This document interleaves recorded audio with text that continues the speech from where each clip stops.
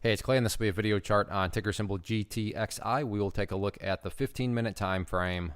Real quick, what do I mean by 15-minute? Well, before I go any further, what I'm going to do is scrunch up the chart because I get it. You really can't see anything, but that's just because of the gap down here. So there we go. Now we can see more. So the reason, like I said, you have all this white space over here, it's just a function of how the formatting and such worked with the gap down today. But what do I mean by 15-minute? Instead of each one of these candlesticks here, as they're called, representing 1 day's worth of price action, which is what you would normally see, each one represents 15 minutes. So this entire thing right here may look like a few weeks worth of time, but it's actually just today's price action broken down into 15-minute time slices.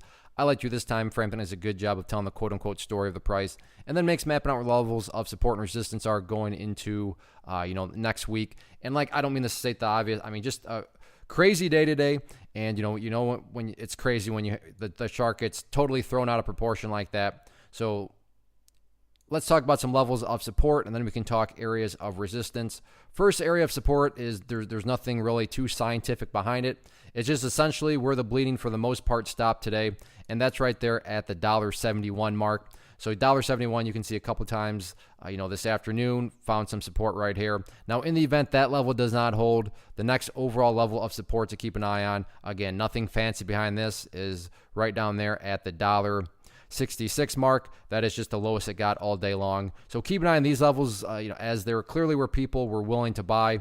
And found a good bargain. Now, the key thing here, and just to make sure, especially if you're new, just because people found these price levels bargains right now does not mean that that's going to continue on in the future.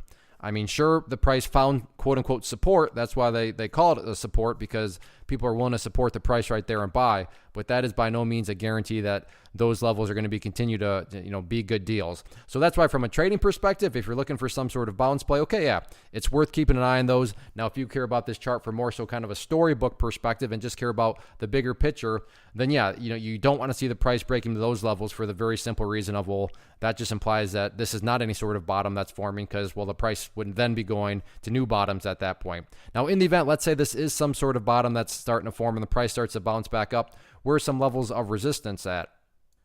First key level of resistance on any sort of bounce, going to be essentially this former area of resistance right there at $1.85.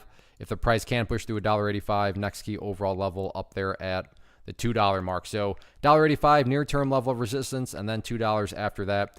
And the crazy thing, or the one thing about these sorts of stocks where they make crazy moves down, they can make crazy moves to the upside. So I know I'll be watching this one the coming week to see if there's any sort of snapback bounce or anything like that. But yeah, a lot of eyeballs. Let's see how this one plays out next week.